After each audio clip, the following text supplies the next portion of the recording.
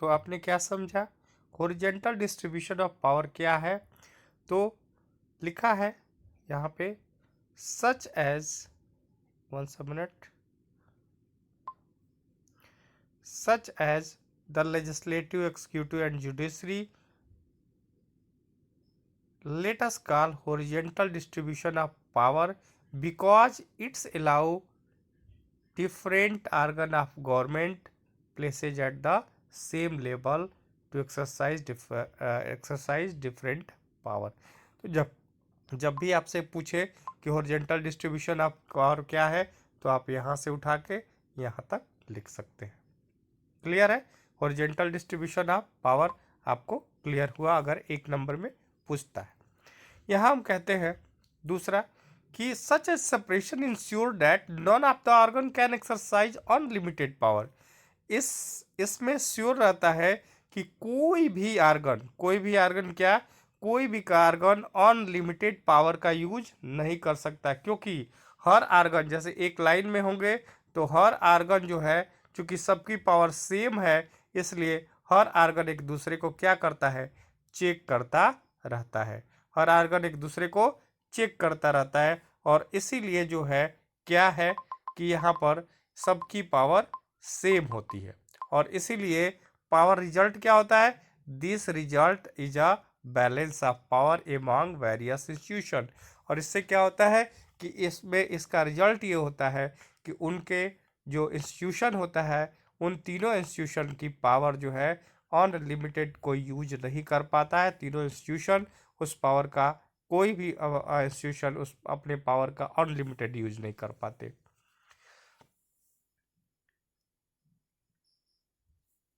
जैसे अगर हम कहें इस जज का जो अपॉइंटमेंट होता है वो कौन करता है, एग्जीक्यूटिव करता है, और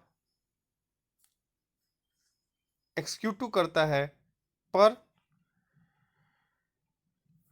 यही जज जो है क्या करता है, एग्जीक्यूटिव के जो कानून होते हैं उसी आधार पर उनका चेक करता है कि यह कानूनों के आधार पर क्या करता है, अंकुश लगाता है कि कोई भी अनलिमिटेड पावर का यूज नहीं करता। इस तरह के अरेंजमेंट को हम कहते हैं चेक एंड बैलेंस सिस्टम।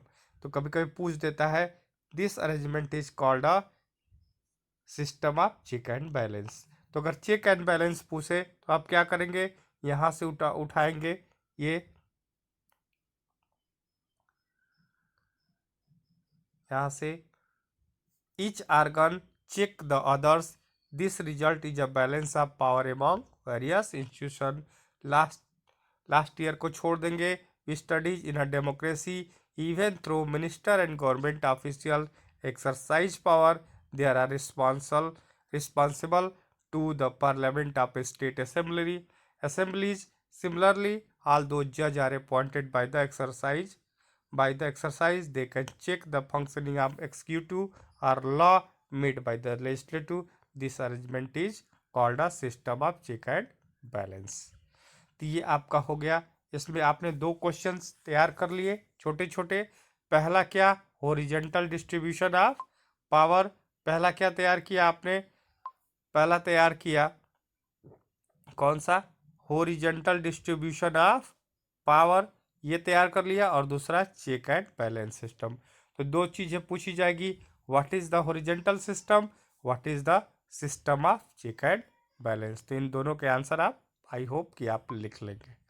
अगर कोई प्रॉब्लम होगी तो आप कमेंट बॉक्स में ज़रूर इसे लिखें कि मुझे इसको समझने में प्रॉब्लम है, तो नेक्स्ट वीडियो में मैं जो है इसको आपको क्लियर कर दूंगा। ठीक है, अब हम आते हैं अपने नेक्स्ट पे, एमॉन्ग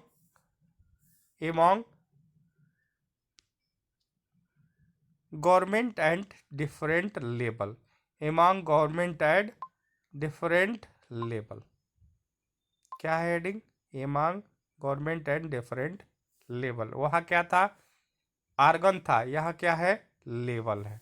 तो जब लेवल की बात करेंगे तो ऐसे हो जाएगा भाई, लेवल पानी का ऐसे ही ना बढ़ता है ऊपर, अब पानी का लेवल ऐसे ऊपर बढ़ता है, तो लेवल की बात करेंगे, लो का लेवल भी नीचे होता है ऊपर होता है। तो इस लेवल की जब हम बात करेंगे तो हम यहाँ पर लेवल की बात करेंगे कि भाई आर डिफरेंट आर्गन लेवल के बीच जो आर्गन होते हैं उनके बीच जो है पावर शेयरिंग कैसे होती है। तो पूरे जिसे अगर हम मान ले general government for the entire country and government at the provincial and regional level. हमारे यहाँ क्या होता है, दो तरह की सरकार होती है, और पहला एक जो है पूरे देश के लिए हो। पहला क्या होगा, एक एक जो है एक जो होती है वो पूरे देश के लिए है, government for the entire country. और दूसरा क्या होता है, एज प्रोविंशियल या रीजनल लेवल। प्रोविंशियल का मतलब स्टेट, स्टेट गवर्नमेंट, रीजनल मतलब क्षेत्रीय। तो इस तरह की हमारे यहाँ तीन तरह की गवर्नमेंट होती है। यहाँ आर करके लिखा है, दो ही तरह को जो है आर करके लिखा है, यानी तीनों तरह को बताया है। पहला एक होगा सेंट्रल गवर्नमेंट, यहाँ सेंट्रल गवर्नमेंट होगा। दूसरा क्या होगा, स्टेट गवर्नमेंट। और तीसरा क्या होगा, लोकल गवर्नमेंट। इस तरह तीन तरह की हमारे यहाँ गवर्नमेंट होती है। तो यहाँ कहता है इस तरह की जो गवर्नमेंट का सिस्टम होता है उसको हम क्या कहते हैं, उसको हम कहते हैं फेडरल सिस्टम ऑफ गवर्नमेंट। उसको क्या कहते हैं, फेडरल गवर्नमेंट। तो अगर आपसे पूछ दे व्हाट इज फेडरल गवर्नमेंट, तो आप यहाँ से लिखेंगे यहाँ से यहाँ तक सॉरी सॉरी। पहला क्या होगा, पहला होगा अगर आपसे पूछा जाए कि what is the federal, what is the what do you know about federal government and what is the federal government, तो आप क्या करेंगे, यहाँ से उठाएंगे और यहाँ तक लिख देंगे। ठीक है। In India we refer to it as a central or union government. Central government कहते हैं इंडिया में। जो सेंट्रल गवर्नमेंट होती है, the government at the provincial or regional level are called by different name in different countries. और जो state government होती है उसका डिफरेंट नाम होता है, डिफरेंट कंट्री में उनका अलग अलग नामों से पुकारा जाता है। भारत में उसे किस नाम से पुकारा जाता है, तो नेक्स्ट पेज पे चलते हैं। तो we sell them state government, हम लोग उसको क्या कहते हैं, स्टेट गवर्नमेंट। हम लोग इसको स्टेट गवर्नमेंट कहते हैं। यहाँ देखिए, we sell them state, we call them state government. हम लोग क्या कहते हैं, स्टेट गवर्नमेंट कहते हैं। ये सिस्टम हर कंट्री में फॉलो नहीं किया जाता है। बहुत सारी कंट्रियों में तो स्टेट गवर्नमेंट होती ही नहीं है, लेकिन हमारे यहाँ पर ये बात है कि स्टेट गवर्नमेंट होगा। और हमारी कॉन्स्टिट्यूशन में कहा गया है कि सेंट्रल और स्टेट गवर्नमेंट में जो क्या होगा, पावर शेयरिंग होगी। बेल्जियम में तो यह काम हुआ है, पर श्रीलंका में नहीं हुआ। राज्य सरकारों या स्टेट गवर्नमेंट के नीचे के स्तर की जो गवर्नमेंट भी होती हैं, और इन्हीं को लोकल गवर्नमेंट कहते हैं। यहाँ पर पहला जो गवर्नमेंट होता है वो है म्यूनसिपलिटी, और दूसरी पंचायत गवर्नमेंट होती है। पहला म्यूनसिपलिटी गवर्नमेंट और दूसरा होती है, पहला म्यूनसिपलिटी और दूसरा पंचायत। पंचायत होती है, पंचायत गांव में होती है, और म्यूनसिपलिटी मुख्यतः शहरों में होती है। शहरों को अर्बन कहते हैं और गांव को रूरल एरिया कहते हैं। इस तरह की जो पावर डिस्ट्रीब्यूशन होता है इसको हम कहते हैं vertical division of power. Vertical division मैंने शुरू में ही कहा था, सीधी लाइन है, वर्टिकल होगी। यहाँ पर सेंट्रल ऊपर है, फिर स्टेट है, फिर लोकल है। तो इस तरह की सेंट्रल है, स्टेट है, फिर लोकल है। तो इस तरह की पावर को हम कहते हैं क्या, इस तरह की डिस्ट्रीब्यूशन को कहते हैं वर्टिकल डिवीजन ऑफ पावर। तो अगर आपसे वर्टिकल डिवीजन ऑफ पावर पूछेगा तो भी आप यहाँ से उठाएंगे और उठा के इसको आंसर को लिख देंगे। तो आपने तैयार कर लिया। एक क्या है, पहला चेक एंड बैलेंस सिस्टम, दूसरा हॉरिजॉन्टल डिस्ट्रीब्यूशन ऑफ पावर, तीसरा क्या है, फेडरल गवर्नमेंट, और चौथा आपका क्या है, वर्टिकल डिवीजन ऑफ पावर। कई बार पूछ ऐसे भी देता है what is the difference between horizontal distribution of power and vertical division of power. आप इस क्वेश्चन को लिख लीजिए, what is the difference between horizontal distribution of power and vertical distribution of power. तो इसके भी आंसर आप लिख लेंगे आई होप। हॉरिजॉन्टल में आप लिखेंगे power has been divided in 3 sectors, judiciary, executive and legislative. ठीक है, और दूसरे वाले में क्या हो जाएगा, यहाँ पर power has been divide in 3 levels. पहला कौन सा, सेंट्रल गवर्नमेंट, दूसरा लोकल गवर्नमेंट, प्रोविंशियल गवर्नमेंट, तीसरा लोकल गवर्नमेंट। इसी तरह आप जो है कई पॉइंट बना के लिख सकते हैं। अब आते हैं हम अपनी थर्ड हेडिंग पे। थर्ड हेडिंग क्या कहता है, एमॉन्ग डिफरेंट सोशल ग्रुप। क्या कहता है, एमॉन्ग डिफरेंट सोशल ग्रुप की बात करता है। थोड़ा सा इसको जूम करते हैं।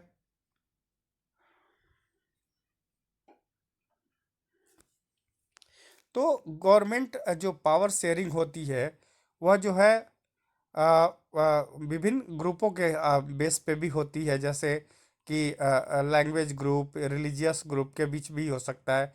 बेल्जियम में देखिए कम्युनिटी गवर्नमेंट बनी थी, ये पूछा भी था एक बार, बेल्जियम में कौन सी गवर्नमेंट थी, तो कम्युनिटी गवर्नमेंट भी बनी थी। एक अच्छा एग्जाम्पल है इसका।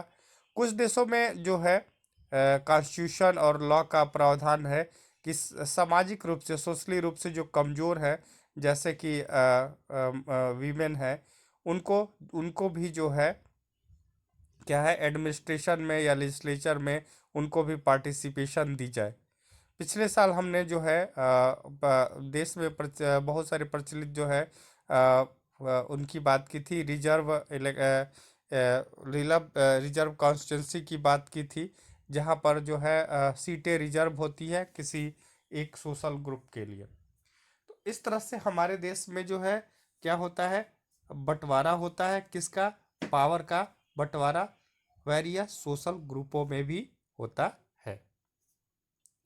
फोर्थ पे चलेंगे, तो फोर्थ पे हम जाएंगे, तो फोर्थ कह रहा है पॉलिटिकल पार्टीज। क्या कह रहा है, political parties, pressure group and movement. भाई पॉलिटिकल पार्टीज आप जानते ही हैं, ये एक चैप्टर भी होगा। प्रेशर ग्रुप भी एक चैप्टर में है, जिसको सीबीएसई ने हटा दिया है। आने वाले टाइम में मैं प्रेशर ग्रुप को अगर उसमें से वो करके मैं आपको उसका जो है एक स्क्रीनशॉट जो है भेज दूंगा आपके पास कि प्रेशर ग्रुप क्या है। तो प्रेशर ग्रुप को अभी समझिए कि इनडायरेक्ट या डायरेक्ट वे में कुछ जो है संस्थाएं हैं या कुछ लोग हैं, अपना एक ग्रुप बनाते हैं, और ग्रुप बनाकर वो अपने पॉइंट ऑफ व्यू या अपनी आइडियोलॉजी को जो है गवर्नमेंट तक इनडायरेक्टली वे में पहुंचाने की कोशिश करते हैं। ऐसे जैसे मान लीजिए कि कहीं धरना प्रदर्शन करना शुरू स्टार्ट कर दिया, कोई बात अगर नहीं गवर्नमेंट की अच्छी लगी, तो कहीं पे उन लोगों ने मूवमेंट, कई सारे लोग एक साथ इकट्ठा हो गए। तो जो एक साथ इकट्ठा हो गए उसमें अगर कोई लीडरशिप है तो वो प्रेशर ग्रुप है। अगर लीडरशिप नहीं है, किसी बात पे लोग एक साथ इकट्ठे होते चले गए, तो वो मूवमेंट है। पॉलिटिकल पार्टियां तो आप जानते ही हैं, पॉलिटिकल पार्टियां क्या होता है, जो ग्रुप्स होते हैं एक साथ आते हैं, ये इलेक्शन में पार्टिसिपेट करते हैं और गवर्नमेंट बनाते हैं। इन जितने भी चीज़ें हैं इनके बीच में भी क्या होता है, पावर का बंटवारा होता है। और इसलिए होता है क्योंकि इनको भी ये अधिकार दिए गए हैं कि अगर गवर्नमेंट जो है सही है, अगर कोई गड़बड़ी करती है, तो आपको धरना प्रदर्शन या जो है गवर्नमेंट पर प्रेशर डालने का अधिकार है। इस तरह की बहुत सारे जो है डेमोक्रेसी में बहुत सारे जो है प्रेशर ग्रुप है, जैसे ट्रेडर्स के हैं, इंडस्ट्रियलिस्ट के हैं, फार्मर के हैं। अभी किसान मूवमेंट सुने ही थे जिसमें उनके पूरे ग्रुप्स हैं। उसके बाद इंडस्ट्रियल जो लेबर है वो भी। इस तरह से सारे लोग अपने ग्रुप बना सकते हैं, और ग्रुप बनाकर जो है गवर्नमेंट की अगर कोई पॉलिसी अच्छी नहीं लगती है, तो उस पर अपना क्या कर सकते हैं, अपना पॉइंट ऑफ व्यू जो है गवर्नमेंट के पास इनडायरेक्टली या डायरेक्टली दोनों वे में पहुंचा सकते हैं। तो इस तरह से हम देखते हैं कि क्या है, हमारे यहाँ पावर शेयरिंग जो है, पावर शेयरिंग के कई फॉर्म है। पहला फॉर्म ये है कि हम एमॉन्ग डिफरेंट आर्गन्स के बीच में है। दूसरा क्या है, एमॉन्ग डिफरेंट सोशल ग्रुप के बीच, एमॉन्ग डिफरेंट लेबल के बीच में है। तीसरा एमॉन्ग डिफरेंट सोशल ग्रुप है। और चौथा political parties, pressure group and movement पे है। तो इस तरह ये 4 हेडिंग हो गए, और शुरुआत में जो आप रेफरेंस दे रहे हैं वो एक पॉइंट हो गया। इस तरह से 5 पॉइंट बनाकर अगर ये लार्ज में पूछता है तो आप इसको क्वेश्चंस बना सकते हैं और इसका आंसर लिख सकते हैं। अगर ये जो है स्मॉल में पूछ देता है, जैसे कि मैंने बताया, what is the horizontal distribution of power, what is the check and balance, what is the system of check and balance, what is the federal system, what is the vertical system of vertical distribution of power. तो इस तरह से आप एक एक number के भी questions कर सकते हैं। इसके अलावा डिफरेंसेस पूछ दे, what is the different between horizontal distribution power and vertical distribution of power, तो यहाँ पर भी आप आंसर लिख सकते हैं। तो आई होप कि आपको ये टॉपिक समझ में आया होगा और आपने इसको अच्छे से समझा होगा। आप इस पे क्वेश्चन आंसर बनाइए और क्वेश्चन बनाइए और यहाँ से आंसर लिखिए। नहीं आता है तो आप ज़रूर कमेंट बॉक्स में लिखिए। मैं अपने अगले वीडियो में आपको इस जो आप कमेंट में लिखेंगे मुझे ये प्रॉब्लम है, तो मैं उसको सॉल्व करने की कोशिश करूँगा। Thank you.